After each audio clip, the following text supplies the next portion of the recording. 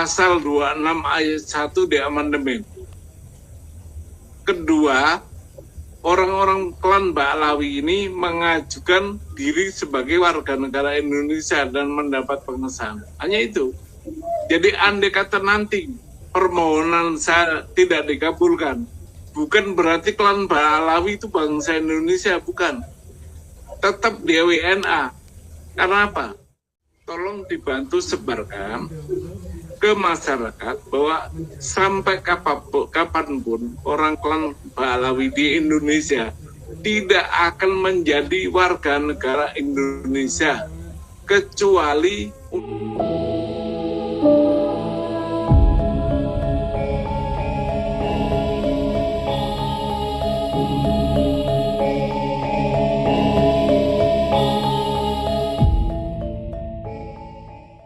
Baik, terima kasih.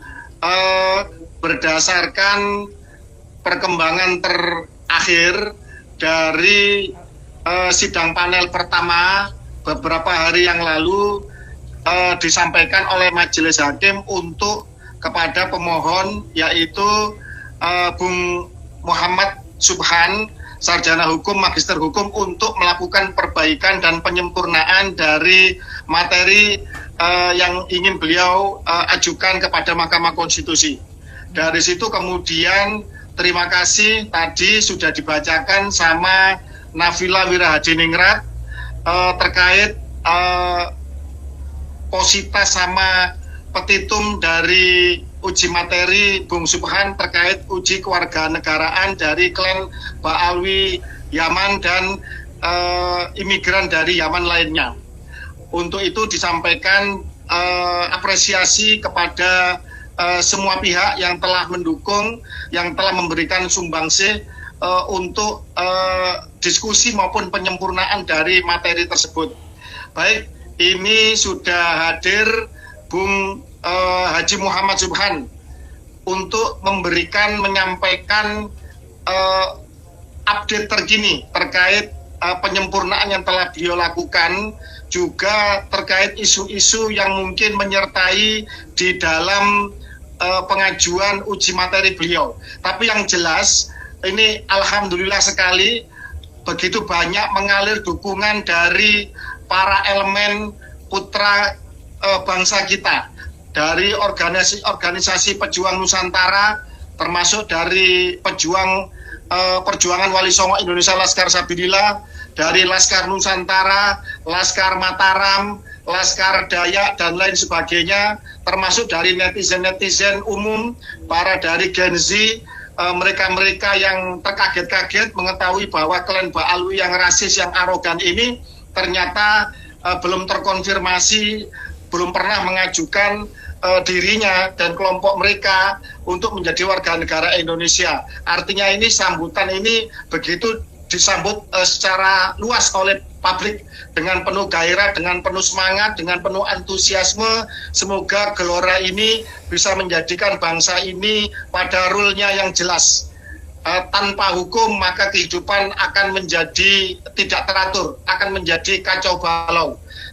Semua para filosof sepakat bahwa negara harus ada hukum yang berlaku, dan hukum tidak bisa berlaku tanpa seiring dengan tegaknya kehidupan berbangsa dan bernegara. Karena itulah kemudian bangsa ini jangan sampai kemudian terjebak kepada ketidaksetaraan, kepada ketidakadilan, di mana untuk imigran keturunan yang lain, terutama dari etnis Cina, dulu pernah dipaksa, pernah ditekan, dipilih, disuruh untuk memilih menjadi warga negara Indonesia, mengajukan secara resmi atau dipulangkan ke negaranya.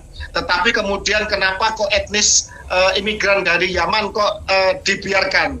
Apakah ini negara melakukan pilih kasih, tebang pilih, atau diskriminasi? Mari kita uji nanti di Mahkamah Konstitusi bagaimana jalannya sidang dan keputusan dari para majelis hakim.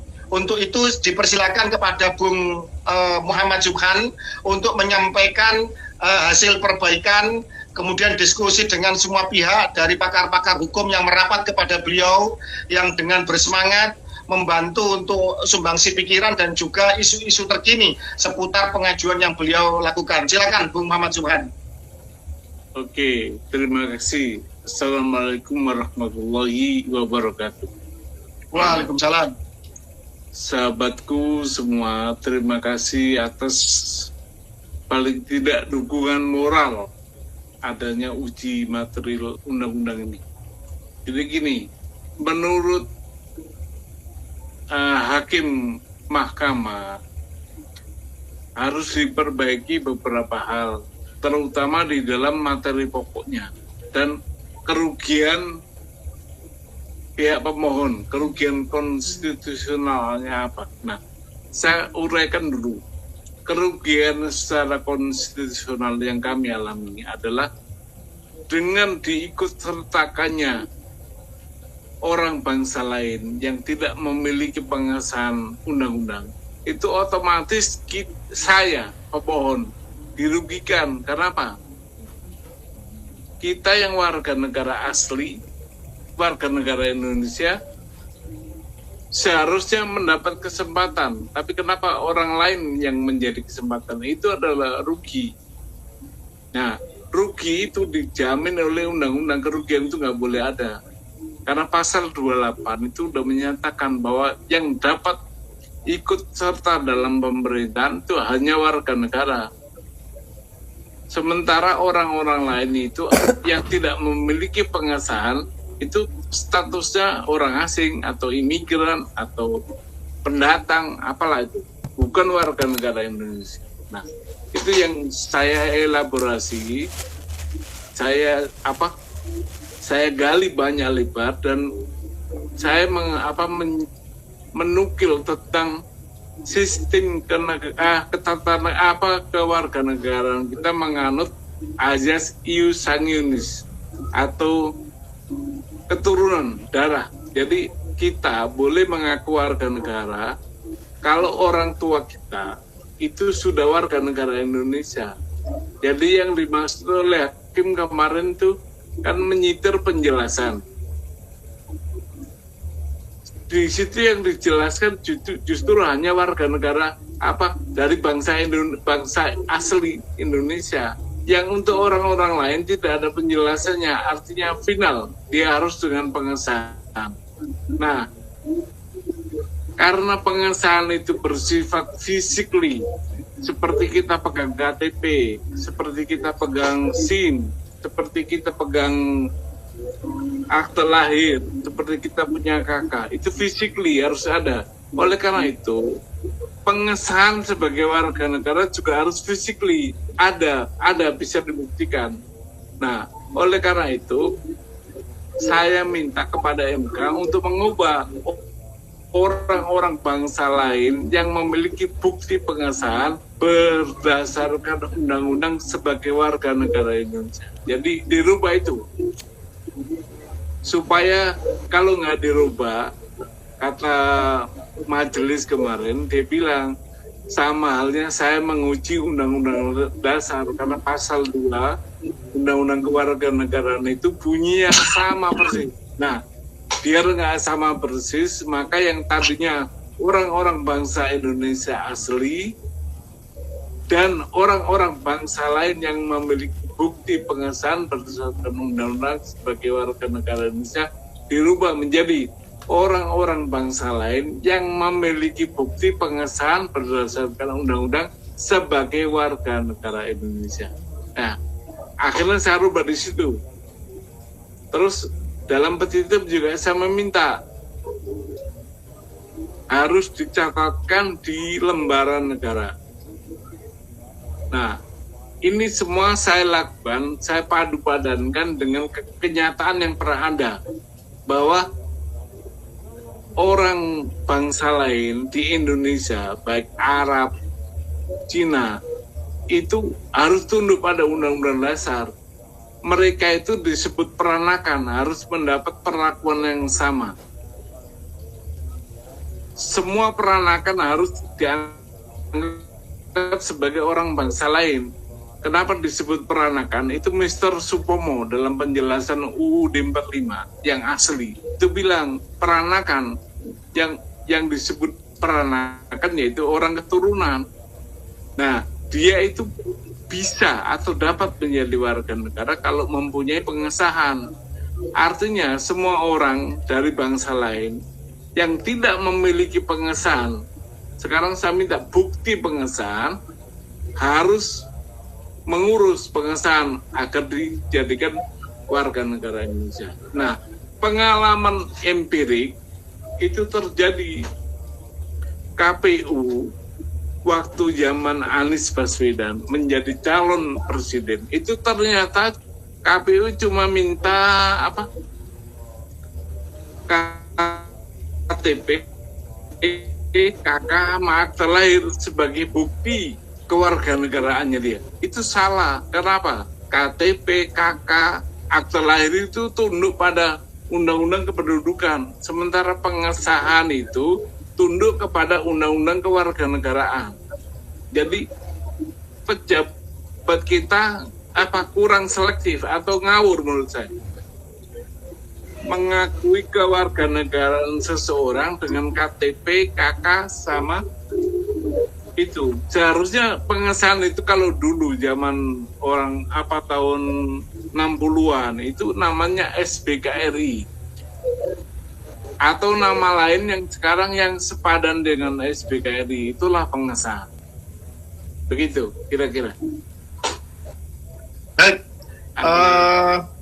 tadi saya baca sekilas ada panjenengan memberikan 2 contoh konkret, misalkan terkait naturalisasi para pemain sepak bola yang akhir-akhir ini booming, viral beritanya, dan betul-betul bisa merubah wajah persepak bolaan kita secara instan dari sisi kualitas permainan. Semoga jangka panjang bisa menjadi momentum terkait kebangkitan sepak bola nasional, bahwa dengan pemain-pemain peranakan yang kemudian dinaturalisasi ini minimal bisa membawa kita menuju ke pentas Piala Dunia.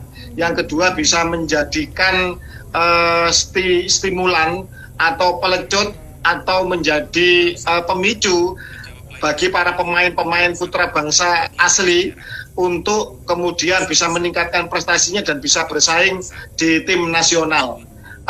Terkait masalah hal tersebut, itu kalau nggak salah Bung Subhan, itu FIFA itu mensyaratkan bahwa mereka yang bisa dinaturalisasi adalah 3 generasi ke atas.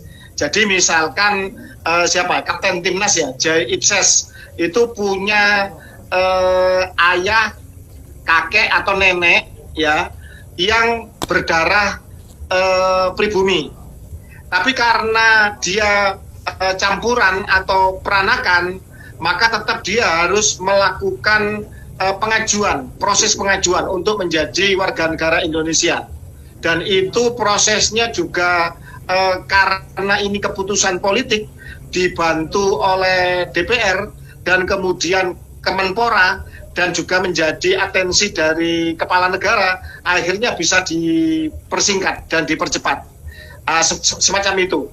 Artinya untuk menjadi pemain sepak bola saja itu mempunyai proses yang demikian rumit dan panjang dengan administrasi yang lengkap. Terakhir ada 4, Emil Audero, Dean James, terus kemudian siapa lagi ya, Joe Palupesi, siapa lagi itu, ada lagi. Nah itu menyatakan bahwa untuk menjadi warga negara Indonesia ternyata administrasinya sangat banyak dan rumit. Artinya pemain sepak bola saja, sekelas pemain sepak bola yang ini untuk prestasi di bidang sepak bola, khusus olahraga sepak bola, yang ini demikian rumit dan panjang proses pengajuannya, walaupun dibantu oleh keputusan-keputusan politik. Apalagi ini menyangkut masalah kepemimpinan bangsa, masalah menyangkut mengenai masalah aparatur atau pegawai di dalam Republik Indonesia, atau juga menyangkut mengenai masalah kepemimpinan nasional seperti calon presiden, apalagi terkait masalah pertahanan keamanan, baik itu di institusi kepolisian maupun di TNI. Artinya yang bersifat lebih strategis ini juga harus lebih, validasinya juga harus lebih ketat, prosesnya juga harus lebih harus lebih detail seleksinya. Jangan hanya kemudian istilahnya selonong boy saja, mentang-mentang lama tinggal di Indonesia, beranak pinak di Indonesia, terus kemudian megang KTP dan KK Indonesia, kemudian tiba-tiba mereka begitu mudahnya untuk menjadi pejabat publik atau kemudian menjadi ASN misalkan. Nah, itu salah satu yang posita yang saya baca tadi dari panjenengan seperti itu. Itu yang pertama. Yang kedua terkait mengenai masalah kenapa kok dulu etnis Cina itu disuruh memilih. Bahasanya sebenarnya lebih pada ada pressure ya, ada penekanan. Kalau kemudian mereka tidak mengajukan kewarganegaraan, mereka akan dipulangkan. Begitu. Itu untuk etnis Cina. Kenapa untuk yang etnis dari imigran Yaman ini itu kok kemudian begitu permisif? Itu posita yang saya baca. Artinya ada studi kasus yang melatar belakangi petitum panjenengan. Begitu. Monggo dijelaskan, Mas Subhan. Gini, iya betul. Karena dalam undang-undang kewarganegaraan itu ada yang dulu-dulu yang sejak merdeka itu sebenarnya mereka ditunggu untuk menjadi warga negara. Bahkan sampai berganti berapa? Ada 5 undang-undang kewarganegaraan. Mereka ditunggu. Negara bangsa lain yang ada di Indonesia itu ditunggu untuk menjadi warga negara, tapi nggak ada juga, kecuali ya yang banyak orang Cina tadi. Itu pun terjadi pada setelah undang-undang kewarganegaraan tahun 58. Begitu. Nah, orang-orang Arab, menurut dugaan saya ini, dia itu tidak mengakui kemerdekaan kita, maka dia tidak mau menjadi warga negara Indonesia. Itu. Jadi kalau ada klaim dia menjadi pahlawan kemerdekaan, menjadi ikut perang kemerdekaan, itu bohong. Karena gini, mereka itu pengen ikut Belanda supaya dinomor 2-kan terus statusnya sebagai bangsa gitu loh. Jadi orang-orang Arab ini cenderung tidak mengakui kemerdekaan kita. Jadi kalau ada klaim dia yang berjuang, dia yang berdarah-darah, itu bohong. Oke, jadi gini, gitu. Baik, itu bisa diterima secara akal sehat. Jadi secara logis, kalau kemudian orang-orang bangsa peranakan ini betul-betul ingin ikut kepada Republik Indonesia dan mendukung kemerdekaan, harusnya mereka tanpa disuruh pun, mereka ketika ada seruan, mereka berbondong-bondong untuk mengajukan kewarganegaraan karena ingin menjadi betul-betul 100% warga negara Indonesia. Artinya tidak bercabang-cabang pemikirannya, tidak kemudian punya pikiran mau ikut Belanda atau masih berharap kembali ke negeri leluhurnya, kan begitu. Ternyata kalau nggak salah tahun 1947 dan tahun 1958 dua kali bangsa ini memberi kesempatan mereka, menawarkan mereka, bahkan kemudian menghimbau untuk mengajukan kewarganegaraan, tetapi di 2 kesempatan itu mereka abai. Dan saat inilah kemudian bangsa ini ingin meluruskan sejarahnya, ingin meluruskan status kewarganegaraan mereka, dan menagih janji, apakah benar engkau memang benar-benar ingin menjadi warga negara Indonesia dan setia kepada Republik ini, setia kepada tanah air ini, dan betul-betul mendukung kemerdekaan kita sebagai sebuah bangsa. Kalau ini kemudian diabaikan lagi, maka kita patut bertanya secara besar, apakah betul mereka betul-betul mencintai negeri ini? Apakah betul-betul mereka ingin menjadi bagian dari kebinekaan kita di negeri ini? Nah, ternyata kemudian dari klan Ba'alwi terutama ya, dari imigran Yaman yang digarisbesarkan sebagai imigran peranakan Arab, walaupun secara genetis DNA mereka bukan orang Arab gitu ya. Itu ternyata mereka melanggengkan suatu supremasi kelas. Mereka ingin memuliakan rasnya di atas ras pribumi Nusantara dengan serangkaian perbudakan spiritual yang berujung kepada kapitalisasi agama. Dan ini berbahaya bagi kehidupan kebangsaan ini, berbahaya bagi Pancasila, berbahaya bagi NKRI, berbahaya bagi Bhinneka Tunggal Ika. Dan terima kasih kepada Mas Subhan dan juga seluruh para pejuang Nusantara, para netizen yang masih peduli dan cinta kepada bangsa ini, bahwa ini bukan hal yang biasa-biasa saja. Ini bukan hal yang remeh-temeh, tetapi hal yang sangat penting, strategis, krusial bagi kehidupan bangsa ini, tidak saja pada hari ini, tetapi untuk ke depan nanti. Diuji bangsa ini, apakah orang-orang yang tinggal di negeri ini betul-betul tulus ingin menjadi bagian dari keluarga besar dalam konteks warga negara Indonesia itu sendiri. Begitu. Lah, terus kemudian begini Mas Subhan, apakah kemudian adanya seolah-olah ya, dalam tanda kutip, diskriminasi ketika etnis Cina itu ditekan untuk memilih warga negaraan, sementara untuk warga negara Arab diabaikan? Apakah ini bisa menjadi pertimbangan bagi majelis hakim untuk istilahnya secara logis, secara secara equal ya, untuk bisa menjadi pertimbangan kuat untuk mengabulkan permohonan panjenengan? Kira-kira bagaimana menurut analisa panjenengan? Gini, menurut analisa saya, ini MK wajib mengabulkan. Kenapa? Sudah terjadi semacam itulah diskriminasi antara Arab, terutama ya dengan orang-orang Tionghoa ini. Karena nggak boleh negara berlaku begitu, dan itu justru merugikan kita sebagai pribumi. Kenapa? Kesempatan kita bersaing dengan mereka kalah, apalagi mereka yang klan Balawi itu mengaku keturunan Nabi. Udah, kita inferior banget di hadapan mereka. Nah, makanya tolong disebarkan sebuah konklusi yuridis bahwa klan Ba'alawi ini sampai kapanpun dia tidak akan menjadi warga negara Indonesia kecuali Undang-Undang Dasar 1945 pasal 26 ayat 1 diamandemen. Kedua, orang-orang klan Ba'alawi ini mengajukan diri sebagai warga negara Indonesia dan mendapat pengesahan. Hanya itu. Jadi andai kata nanti permohonan saya tidak dikabulkan, bukan berarti klan Ba'alawi itu bangsa Indonesia, bukan. Tetap dia WNA. Karena apa?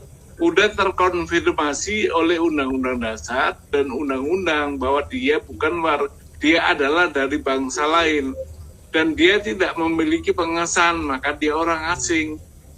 Itu, tolong dibantu sebarkan ke masyarakat bahwa sampai kapanpun orang klan Ba'alawi di Indonesia tidak akan menjadi warga negara Indonesia kecuali Undang-Undang Dasar pasal 26 ayat 1 diamandemen. Kedua, kecualinya juga mereka klan Ba'alawi mengurus kewarganegaraannya sehingga mendapat bukti pengesahan dari negara sebagai warga negara Indonesia. Itu. Oke, baik. Para pemirsa sebangsa dan setanah air, itu konklusi hukum yang harus kita sebarluaskan. No viral, no justice. Bahwa selamanya klan Ba'alawi yang rasis, yang mengaku cucu Nabi, yang sementara ini jelas-jelas terindikasi dan belum meminta maaf bahwa mereka membelokkan sejarah bangsa, memalsukan makam, dan lain sebagainya, ini sampai kapanpun bukan warga negara Indonesia, kecuali dua hal. Yang pertama, bahwa pasal 26 ayat 1 Undang-Undang Dasar 1945 di amandemen tentang definisi kewarganegaraan. Itu yang pertama. Yang kedua, mereka bisa menjadi warga negara ketika mereka benar-benar berproses mengajukan dirinya untuk menjadi warga negara Indonesia. Tanpa dua hal itu, apapun yang terjadi, hingga langit runtuh sekalipun klan Ba'alwi bukan warga negara Indonesia. Oke, itu konklusi hukum yang jelas, dan mari kita sebarluaskan kepada seluruh anak bangsa, kepada seluruh elemen, kepada seluruh pribumi Nusantara maupun keturunan non-pri peranakan termasuk dari etnis Cina dan lain sebagainya yang mereka terbukti telah mengajukan kewarganegaraan. Artinya mereka juga berhak mempertanyakan, kenapa kok kami dulu dipaksa disuruh milih, sementara mereka klan-klan dari imigran Yaman ini dibiarkan begitu saja. Ini juga menjadi pertanyaan dari semua pihak, terutama dari peranakan yang dulu disuruh untuk memilih menjadi warga negara Indonesia atau dipulangkan kembali ke negara asalnya yaitu Cina. Terima kasih.